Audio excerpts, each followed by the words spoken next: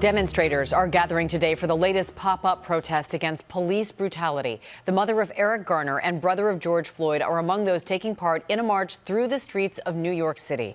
Joining me now, Gwen Carr, the mother of Eric Garner, who was killed in 2014 after an NYPD officer used an illegal chokehold during an arrest. Gwen, thank you so much for being with us. And we have seen weeks of protests and gatherings in the name of justice, in the name of your son, in the name of George Floyd, and unfortunately so many others. Tell us about the march today.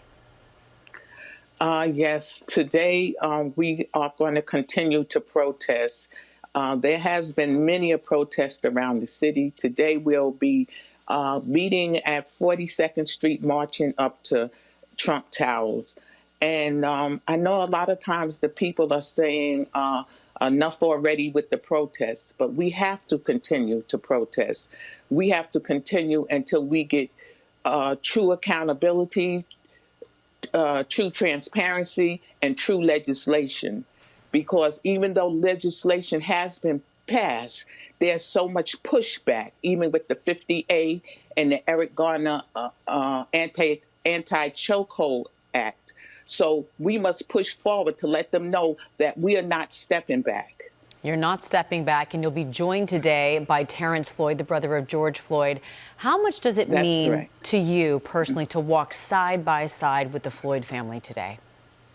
Well, the Floyd family murder is so personal to me because it just mimics my son's murder so closely.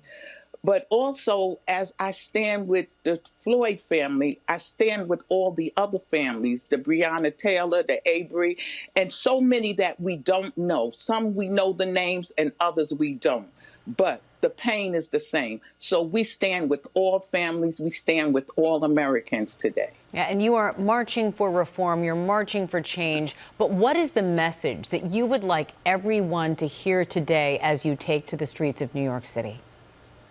I would like the people of America to tell them that they have made us so uncomfortable. Now we want to make them uncomfortable until we get what we deserve. We want true legislation. We want true transparency.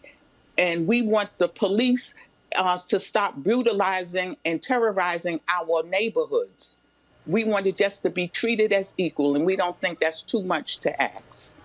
Gwen, I want to ask you, this has been so many years since your son died. How have you kept going, kept the fight alive all of these years, and then seeing what's happened over these years to other young men and women of color?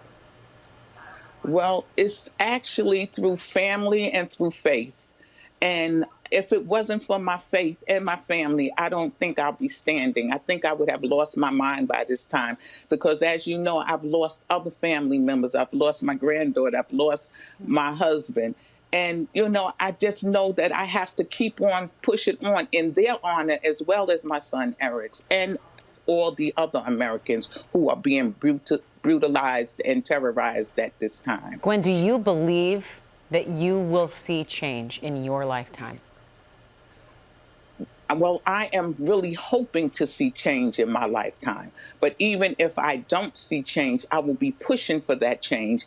And I hope that my grandchildren and my unborn great-grands will see change. That's what we are fighting for. Just like our ancestors fought for us to bring us to this point, we want to bring our children to the next level. Gwen Carr, we really appreciate you taking the time to speak with us today, especially today. We wish you the very best, and thank you. Thank you for having me. Hi, everyone. George Stephanopoulos here. Thanks for checking out the ABC News YouTube channel. If you'd like to get more videos, show highlights, and watch live event coverage, click on the right over here to subscribe to our channel. And don't forget to download the ABC News app for breaking news alerts. Thanks for watching.